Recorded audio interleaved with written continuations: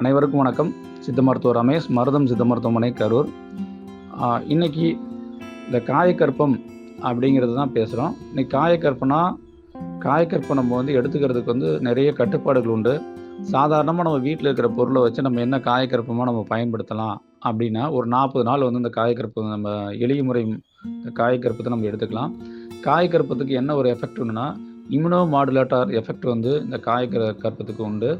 அதில் முக்கியமாக நம்ம பார்த்திங்கன்னா ஒரு 3 விதமான காயக்கற்பத்தை உங்களுக்கு சொல்ல போகிறோம். ஒன்று பார்த்திங்கன்னா கற்றாழை கற்பம், எளிதில் கிடைக்கக்கூடியது.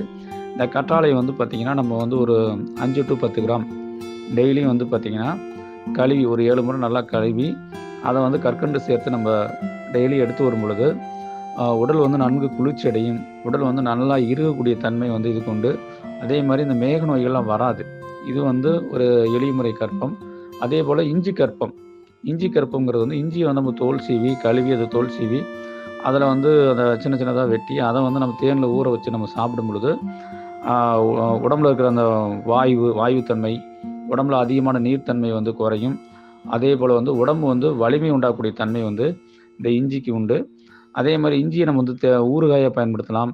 அதே மாதிரி இஞ்சியை நம்ம என்னென்ன பயன்படுத்தலாம், டானிக்காக நம்ம செஞ்சு பயன்படுத்தலாம். இஞ்சி சாறு எடுத்து அதில் தேன் சேர்த்து நம்ம டானிக்காக பயன்படுத்தலாம்.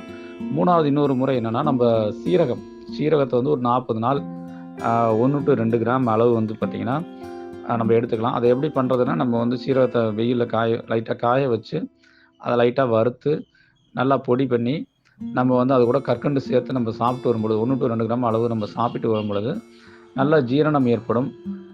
வாயு தொல்லை இது மாறும். அதே மாதிரி பார்த்திங்கன்னா நம்ம பார்த்திங்கன்னா உடல் நலத்தை காக்கக்கூடிய தன்மை இந்த சீரகத்துக்கு உண்டு.